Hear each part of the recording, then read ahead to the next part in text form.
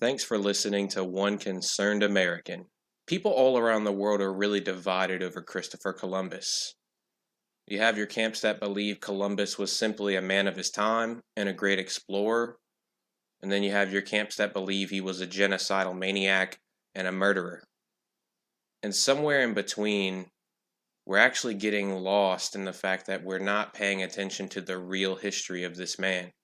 Take a good look at this portrait here and look at the hand sign he's throwing up in the portrait.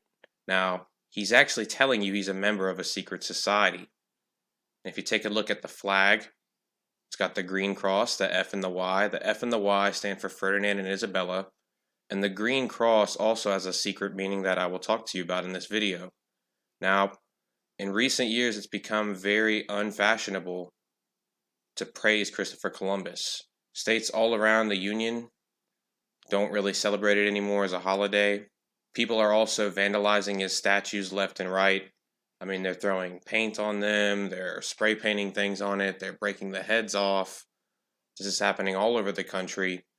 And it seems odd that one of America's most prominent scientists, Neil deGrasse Tyson, who many people also consider just an actor, he's come out multiple times saying that Christopher Columbus and his exploration, quote-unquote, discovery of America was the greatest thing in human history to ever happen. And you can look up this video where he said this. You can also see that he said the same thing on the Joe Rogan podcast. And, millions of people watch that. And it seems odd because, again, Neil deGrasse Tyson is a person of color. And if you follow the media narrative right now, Christopher Columbus is being portrayed as one of the largest racists in the history of mankind. I mean, they're destroying all of his monuments all over the place. They're breaking the heads off. They're throwing red paint on it to make it look like blood. They're putting blood on his hands as if he's responsible for people killing each other today almost. What I'm going to show you in this video, though, is that when you actually look deeper, there's reason to believe that we've been lied to about Columbus, and that, in fact, there is a conspiracy to conceal his true identity from history. To get into this topic, I want you to start thinking about Manly Palmer Hall. Hall was one of the most distinguished Freemasons in all of history when it came to the esoteric teachings. And you can see he's written 2 books here about the greater purpose of the United States. He's got one called The Secret Destiny of America, and you can see he's got another called America's Assignment with Destiny. And I'm going to talk to you about what he says about Columbus in these 2 books. And I want you to look at this quote here to kind of get you started on all this. Notice Hall writes, "The conclusions of Columbus concerning the shape of the earth indicate that he was acquainted with the esoteric traditions of Asia and the Near East.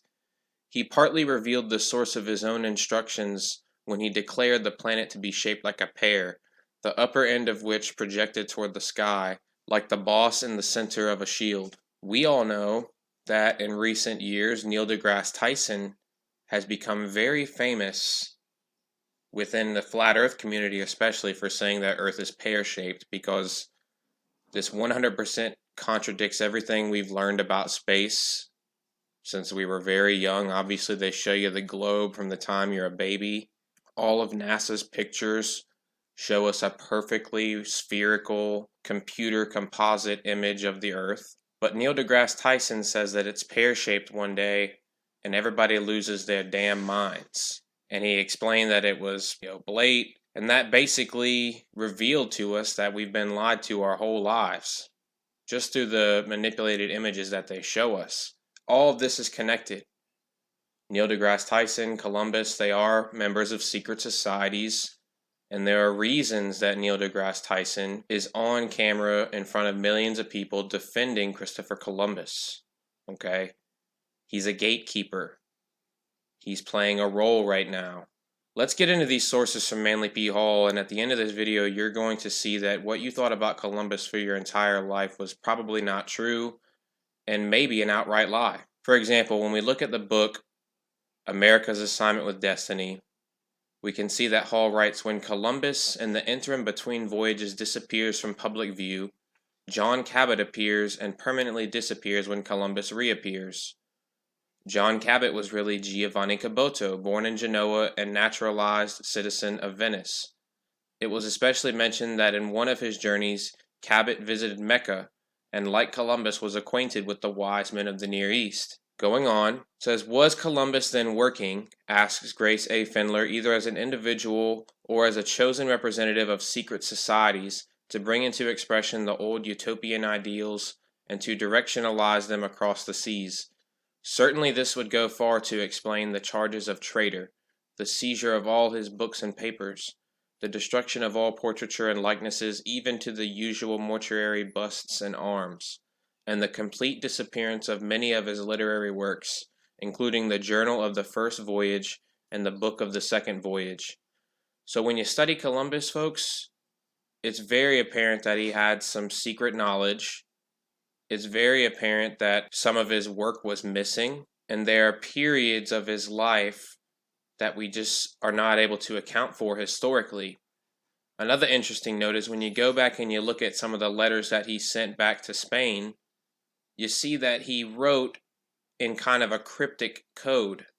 Okay? This is because at the end of the day, when we really look at all the sources, Christopher Columbus could just be a made-up name. And you're not going to believe the fact that when you actually look at the sources, there's reason to believe that Christopher Columbus could have possibly been Greek or something else altogether. Going on, this is in The Secret Destiny of America. It says, there can be little doubt that the Greeks were aware of the existence of the American continent long before the beginning of the Christian era. If information is not general on that point, it is equally surprising how little is known about the man Christopher Columbus, who is accredited with the discovery of the New World. The date of his birth is unrecorded, and 20 cities claim Columbus as a native. So many legends have sprung up about this strange man that it is difficult to distinguish fact from fancy.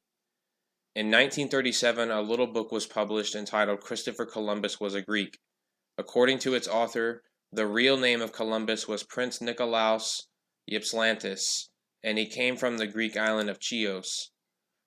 The statement is backed by quotations from numerous early historians and state documents. Going on, Manly P. Hall, he also writes that the truth of Columbus cannot be explained without reference to secret societies.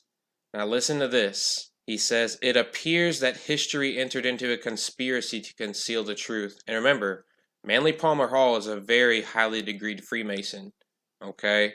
And this book is called America's Assignment with Destiny. Okay? And listen to what he's telling you here about Columbus. It appears that history entered into a conspiracy to conceal the truth.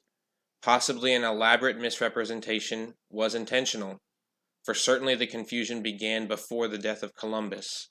His own son refers to his father as a Greek. I have run across a dim figure involved in the life of Columbus, a very strange man who seems to have served the explorer in die capacity of counselor. Nothing very tangible has as yet come to light, but it is hinted that this mysterious person accompanied Columbus on his first voyage.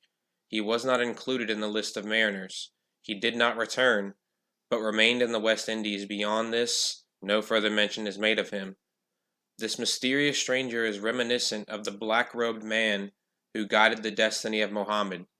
Were these obscure figures ambassadors of the secret government? Columbus being one of the agents through which society of unknown philosophers accomplished its purposes? You can see that Manly Palmer Hall is telling you that Columbus could have been a member of a much greater secret society, a society that had knowledge of the Americas well before anybody else in Europe did, people who had the knowledge to navigate there, and people who also had relations with people from the Middle East, like Muhammad. So, some very interesting stuff here from Manly Palmer Hall. Going on again, this is from The Secret Destiny of America. You can see he says, many scholars were fully aware of the global form of the earth. Again, just my aside here. If you want to believe in flat earth or whatever, I don't mind. I'm definitely into it. I'm just concerned with a lot of other stuff, like, how the government is stealing from us every day, how we know supposedly more about the moon than the ocean. I really don't care. I mean, life is so short. I'm not going to space anyway. I just want to expose how we're being lied to in our everyday life. I know that a lot of what we see about space is a deception. So just want to let you guys know that. I mean, I'm all about questioning things. So if you want to believe in flat Earth, hollow Earth, square Earth, whatever, man. If you got the evidence to back it up, show me. I'd love to see it. So going on, he says many scholars were fully aware of the global form of the Earth in the time of Columbus, who, according to early historians, state documents, and his own son, was not an Italian of humble station and uneducated, but was a Greek prince with an excellent classical education. It was from a Greek port that he sailed on the celebrated voyage of discovery. He was accompanied by a mysterious stranger, which has suggested that Columbus was an agent of the Society of Unknown Philosophers. The pattern of the democratic ideal was beginning to assert itself over the tyranny of decadent aristocracy. A new world was necessary for a new idea. When it was necessary, it was discovered. Going back to the picture I showed you at the beginning, look at the hand sign of Columbus on the top left, and then look at all these other famous explorers, scientists, artists, people from the Middle Ages and the Renaissance, and look at the hand signs that they're throwing up. Do you see it? Do you see the similarities there? It's because they're telling you that they're all part of something greater. Look at this painting of Columbus depicting his arrival to the Americas. You can see in the background the flag with the green cross. Okay? Now, a lot of people believe that this cross is somehow tied with the Templars. The biggest connection that I want to show you is in something that we see today, and that's Mikhail Gorbachev's Green Cross International. Now, if you look at this green cross, you can see that it kind of has a yin-yang in the bottom right corner. And if you actually look at the symbol very closely, you can see that it's actually the symbol of Saturn. Okay? If you haven't looked into the occult symbolism of Saturn, guys, that's something that you really need to look into. It's got a lot of hidden meaning. When you look and you see the Saturn symbolism everywhere, I mean, it'll really start to blow your mind once you recognize it. So these people are not Christian, okay? They're bringing in a new world order, and Russia and the United States, they are working together on some level. I mean, why do you think that we hear about Russia every day? Even though these two countries have never really fought each other, right?